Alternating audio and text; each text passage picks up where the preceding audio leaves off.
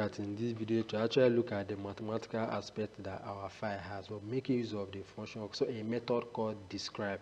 So to do that, let me comment all these things that we have done so far. So I'm going to do what? I'm going to print something on this. I'm going to see our describe.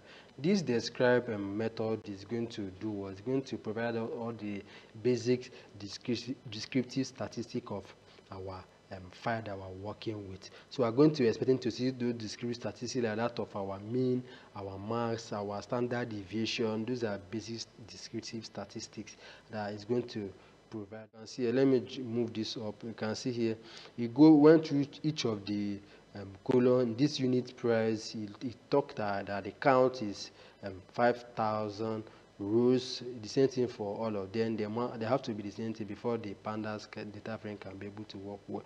I looked at this mean.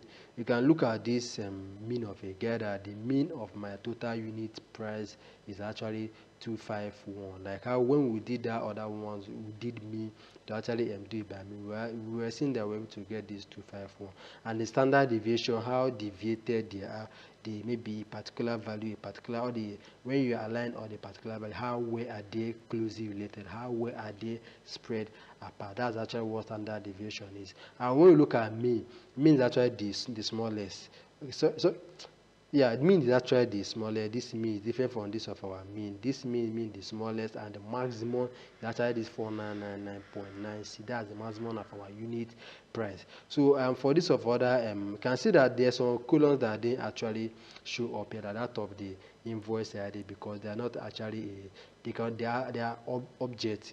They are not a float, or they are not kind of a they don't have any numbers on there. They are not, because this statistic mathematical this describe, we're going to do a basic statistic description. So we are talking about statistics, we're talking about numbers. So when we look at this 25%, meaning 25% is 125, 50% 249, and then 75. When you talk about percentile and quartile, so that's where you make use of this. I'm not going to explain much about this guy, but if you have done percentile and then quartile, 75%, this should be more than enough to explain it. For it did it for all other